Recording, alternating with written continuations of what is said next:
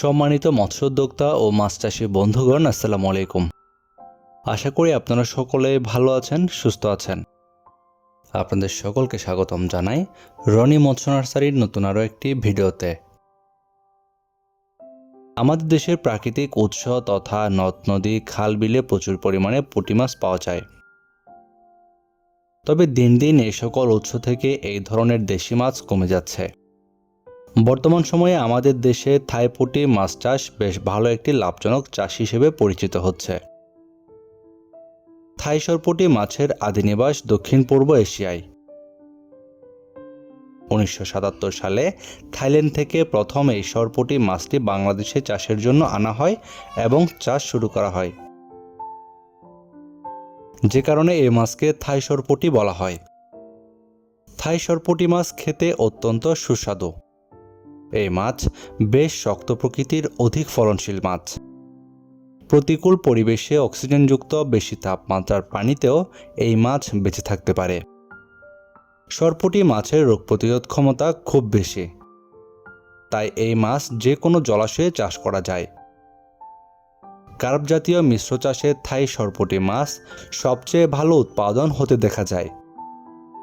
Carp মাছের সাথে শতকে 5 থেকে 10 পিস করে এই মাছের পোনা মজুত করলে 5 থেকে 6 মাসের মধ্যে প্রতিটি মাছ 200 থেকে 300 গ্রাম ওজনের হয়ে যায়,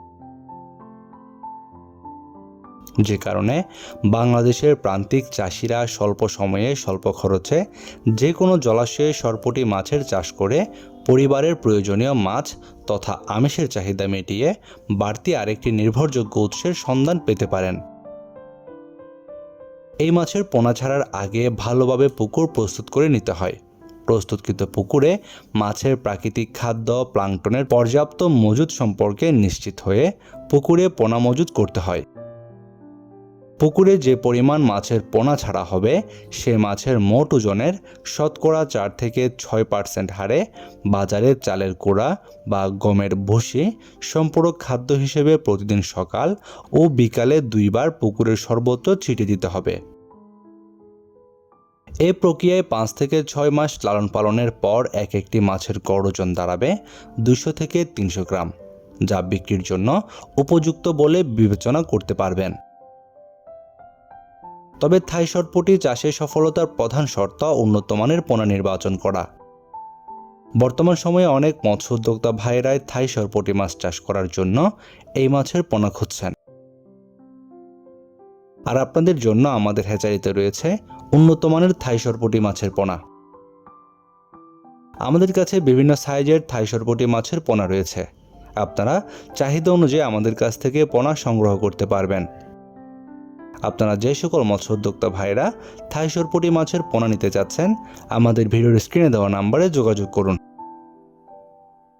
অথবা যদি কেউ চান আমাদের হ্যাচারিতে এসে পোনা সংগ্রহ করবেন, আমাদের ভিডিওর ডেসক্রিপশন বক্সে হ্যাচারির ঠিকানা দেওয়া রয়েছে।